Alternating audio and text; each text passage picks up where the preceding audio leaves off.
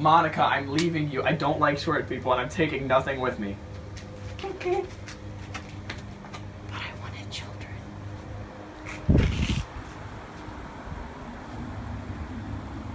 No!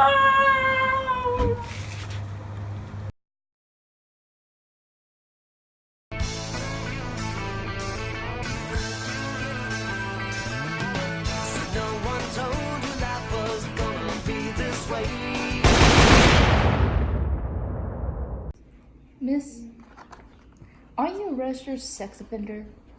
I know I am, but what are you? Accepting.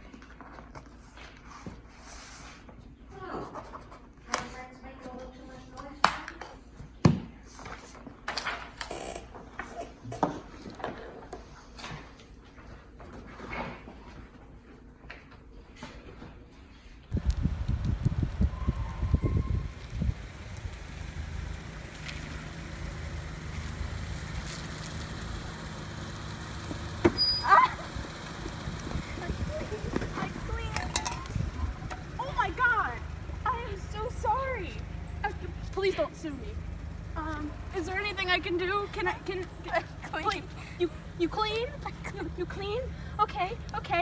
Would you want to come work for me? I clean. Yeah. Clean. Okay. Todos querían dinero de seguro. Hey, little boy. You want to join my orphanage? Yeah, sure. We got cookies.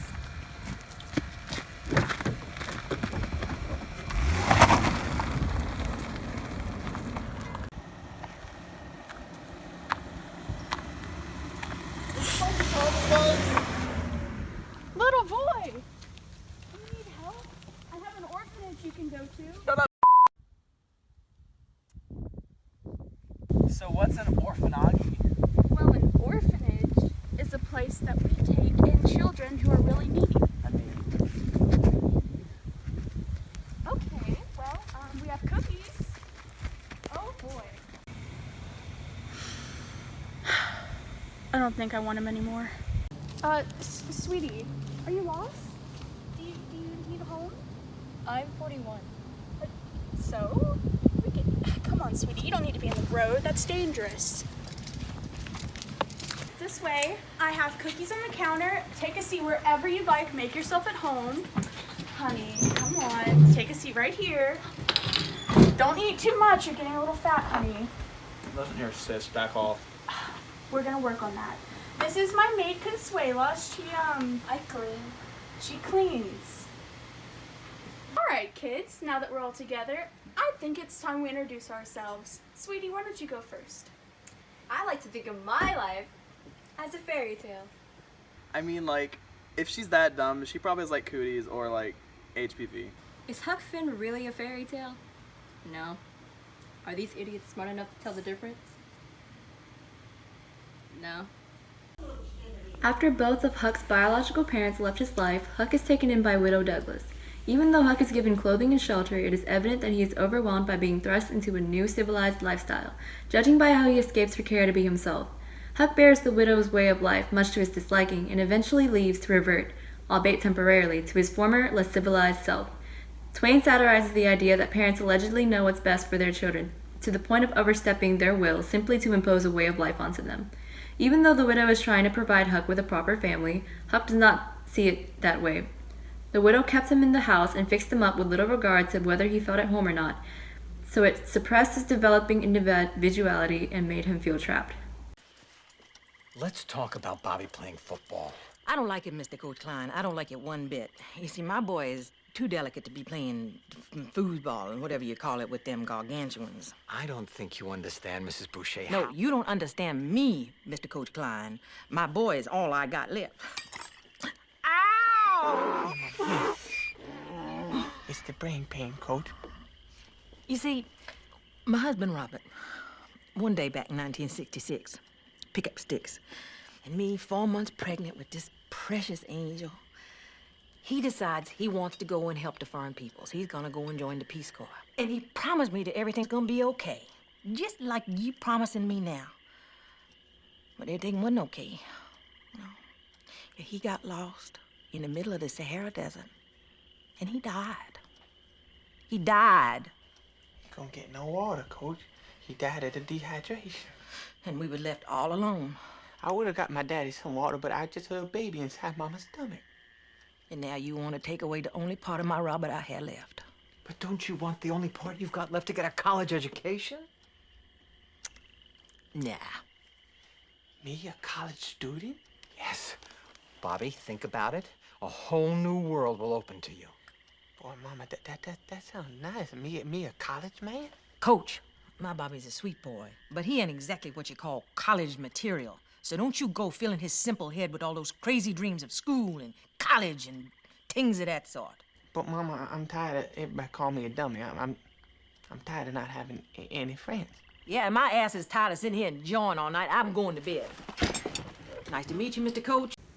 Coach Klein tries to convince Bobby's mother to let him play football, but Bobby's mother is adamant about sheltering Bobby because of her husband's death some years ago. Klein brings up that Bobby could get a college education if he played football, and Bobby is immediately interested. Still, his mother says no, because his life has always been dictated by his mother. Bobby is a soft, delicate boy who also has no friends. He likes the opportunity of exposure to the real world and ends up accepting the offer. Bobby, like Huck, has a good-willed but over-controlling caretaker. The widow wants to assimilate Huck into civilization despite Huck's blatant preferred way of life, while Bobby's mother wants to keep him out of any potential harm, even if that means denying him of his own interests. How'd you do that? Video editing? The gay one touches me. I don't like it.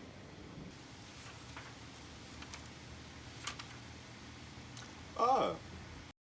And looky here, you dropped that school, you hear? I'll learn people to bring up a boy to put on airs over his own father and let one to be better what he is. You let me catch you fooling around that school again, you hear? Your mother couldn't read and she couldn't write another before she died. None of the family couldn't before they died. And you're here a-swelling yourself up like this. I ain't the man to stand it, you hear? Huck's real father reappeared into his life. Through situational irony, Twain satirizes the importance of tradition in a family. A man's son is expected to be his successor and keep the business or niche alive throughout the generations. In Huck's case, his family has a long line of uneducated failures, and Huck is the first to break the chain and achieve success to an extent by receiving an education at school. Instead of praising his son, Pap resents and outright threatens him to drop out of school and be like the rest of the family. I'm great. I'm incredible. Michael, pencil and paper in the kitchen. Oh. Did we sell some cars today, honeydew? Did we? Mwah. Does that mean I can get that new TV? Yeah. Son, one day you're gonna have to earn your own living. It's time you learn the family business. Sit down. Write this down. All right.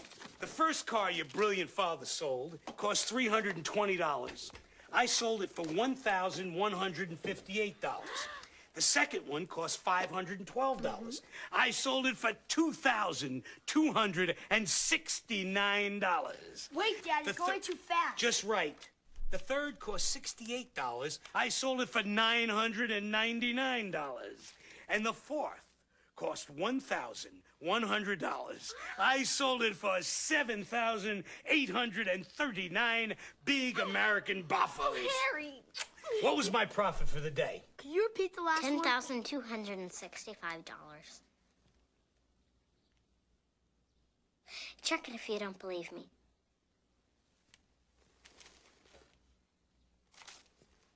You're a little cheat. You saw the paper. From all the way over here? Are you being smart with me? If you're being smart with me, young lady, you're going to be punished. Punished for being smart? For being a smart aleck. When a person is bad, that person has to be taught a lesson. Person? Get up. Get up. Matilda's dad gets home from work, boasting his day's sales. Tradition already emerges as he tells his son to sit down at the dinner table as he teaches him a lesson about the family business his son is expected to take up later in his life. He tells his son to calculate the profit, but when Matilda says the answer before her brother could finish writing the numbers down, everyone is taken aback. They paid her no attention before, implying that they were not expecting her to have anything to do with the family business in the future and followed her mother as they stay at home. Her dad's hostile reaction to her correct answer reflects Pap's reaction to Huck getting an education. They both resent their children for being more successful. My parents wanted me to take over the family business, but then they died. How'd they die, honey? They got hit by a car.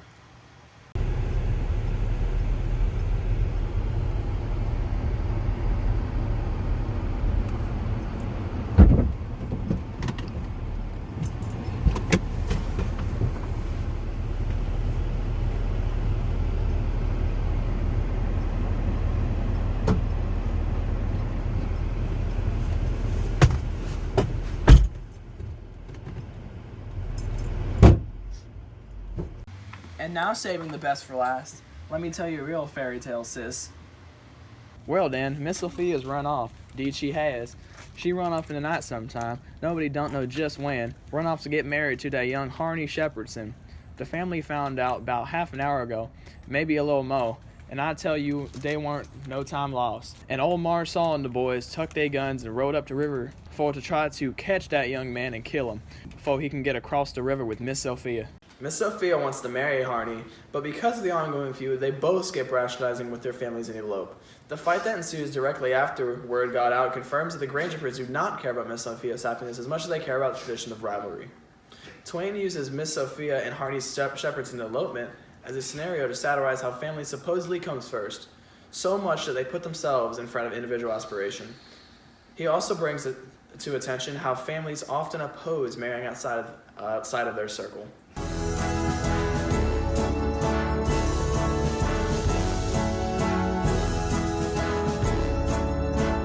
Well, my parents didn't talk to us for about 2 years. They didn't like the idea that I was going out, and definitely didn't like the idea I married an Italian. Wrong caste, wrong culture, wrong religion, wrong everything. So my grandfather was the patriarch of the family. When I told him I was dating Erin, it was almost like it broke his heart. To a point where he actually went to my pastor and said, this is against the Bible. My parents were a little bit more leery when it came to me dating, especially outside of my race. They were worried that maybe if we didn't get along, that the N-word would pop out. The first interracial couple consisted of an Indian and an Italian.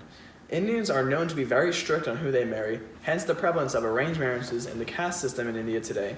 Similarly, the second and third couple also face problems with their parents' disapproval with them marrying into another race. Both the families in the book and families of the couples share closed-mindedness as they both disapprove of their children's wishes to be with an unconventional significant other.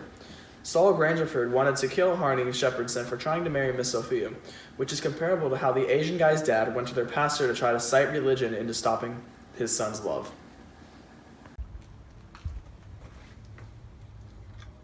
Pizza delivery!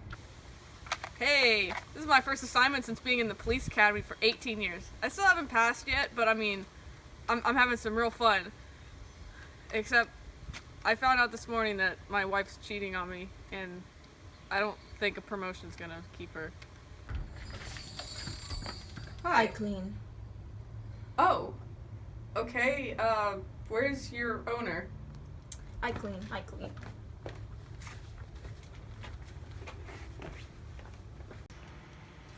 Alex. I mean Taylor. Can it, sis? 1, learn my name. 2, I will never like the girls. I do not like Virginia. It is a fact. You need to learn to love your sisters. Love is foreign unless it's a guy. I clean. I understand that you're on the other side of the... I clean. Consuelo, what's wrong? I clean. What? Somebody's here? I clean. Hi. First of all, what is her problem? 2... Wait. I like him. You're a sex offender. And I'm coming to take you in. No, I'm not. Hang on, what honey. are you talking I think about? we can calm this down.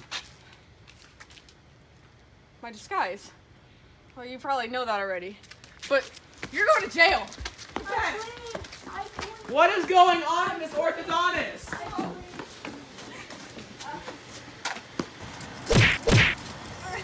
That's enough, that's enough! Help me.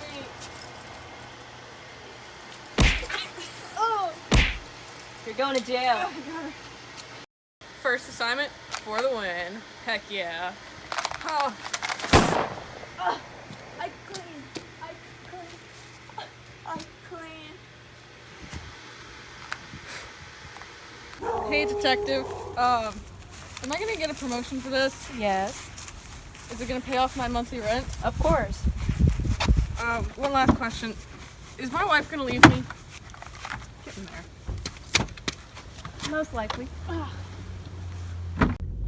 Put your seatbelt on. Look, I'm a cop. I don't have to. Put your seatbelt on.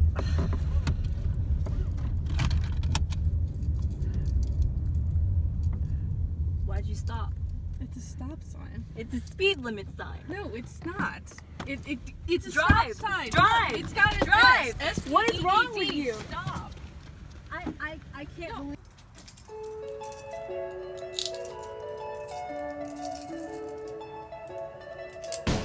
Wouldn't it be nice if we were older? Then we wouldn't have to wait so long.